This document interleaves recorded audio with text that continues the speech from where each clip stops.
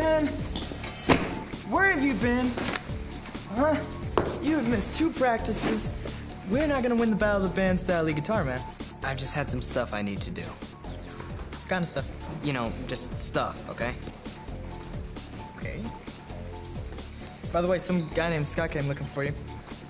What'd he say? What'd you tell him? Well, what could we tell him, man? We didn't know where you were either. But he did know everything else about you. What's going on, man? Are you in some kind of trouble? Who's this Scott guy anyway?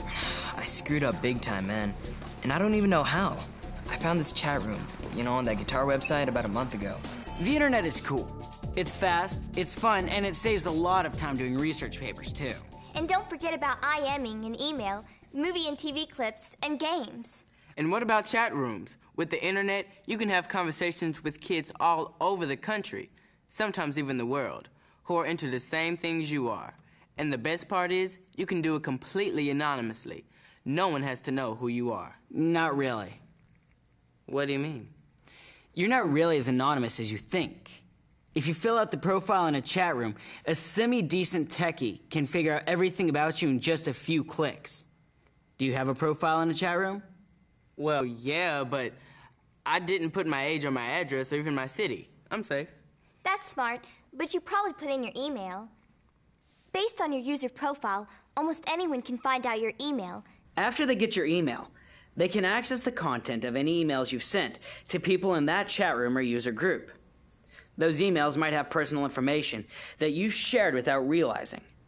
Not just the obvious things like telephone number or address, but little clues like time zone or state, relatives' names, sports team you play for, local landmarks, or memberships in local organizations. These are seemingly small details that can be combined to track your location. Here's the thing. You never really know who you're talking to online. You don't know what's real about them or false. You don't know what they really want, and you don't know them. If you don't protect yourself, you could be at risk. Take a look at Brian's story so you can see what we mean. See if you can recognize the warning signs and think about what you would have done if this situation happened to you. I found this chat room on that guitar website like about a month ago. I mean, it was awesome. Everybody was so into their music. And this Scott guy, man, he's in the business. He does audio for concerts all around the country. I mean, he knows everybody. Plus, you know, he was really into guitar, too. Okay, so what? Well, he asked for my email, you know, just so he could send me some music links and stuff. He was asking me where I took my guitar lessons and, you know, what part of town I lived in. You know, just stuff. I really didn't think it was that big of a deal. And he said he was interested in our band, too, man. He said he could do a demo for us, for free. What? Really, man? That's awesome. Yeah, I know, that's what I thought.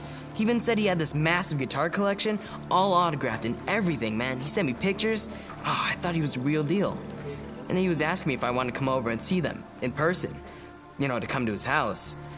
I asked if you guys could come along, but he said his apartment was too small and his neighbors would, like, freak out if too many people came in at one time. I thought he was the coolest guy I'd ever met. I didn't want to blow it. Stupid though.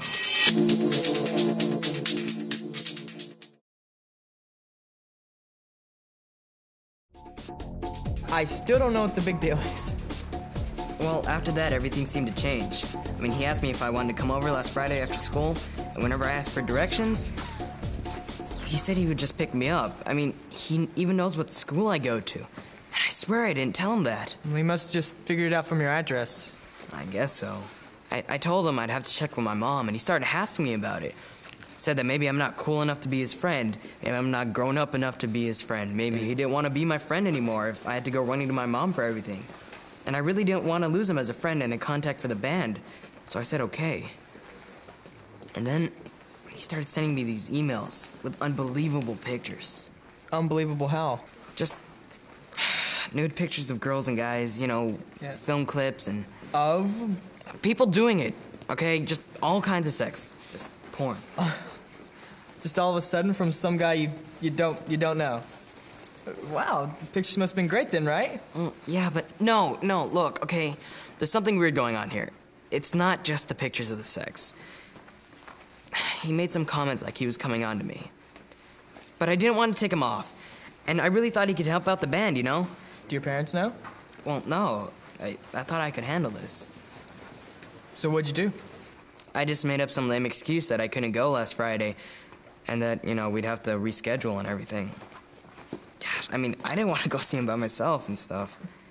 I thought I had this under control, And then all of a sudden, he sends this email and attaches a picture of my house, of my dog, and of me. He said he took him with his camera phone. He's watching your house? Dude, that's like a stalker, right? Dude, that is a stalker. He's always calling my cell phone and showing up where I am. He said he'll do something to my dog if I tell anybody about this. And you know how Charlie's an outside dog. Dude, what am I gonna do? I mean, I thought I could handle this. I thought he would just go away. But every day it just gets worse and worse.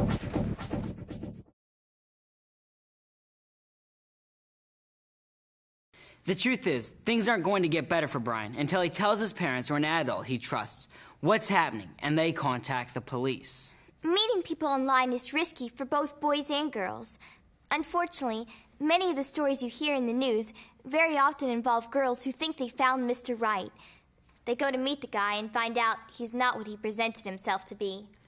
The deal is, there are predators online looking for girls who think they're ready for a relationship, or boys who can be tricked into showing up for an expensive event like a concert or a game or an expensive gift.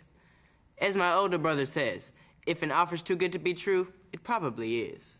The problem is serious enough that local and federal law enforcement agencies have developed special internet crime units. Welcome to the 21st century. So here's a reality check to keep us all out of trouble when we're online. Recognize, no matter how many emails you've sent back and forth, you really don't know who you're talking to in a chat room.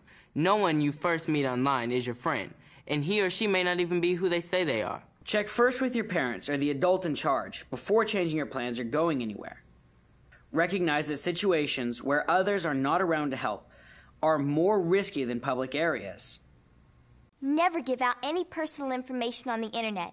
With just a phone number, a person can find out your address, your school, and other personal information in a matter of minutes. Resist by not responding to any online communication that makes you feel uncomfortable, scared, or even confused. Never meet someone you've met online in person without discussing it with your parents first. When you feel threatened or uncomfortable, say, "No, I don't want to do this," in a strong voice. Don't stay if you don't feel safe. If you can't walk to a safe place, get help from a neighbor or a nearby adult with a phone. Knock on the door and ask them to call your parents or 911. Then wait outside. Call 911.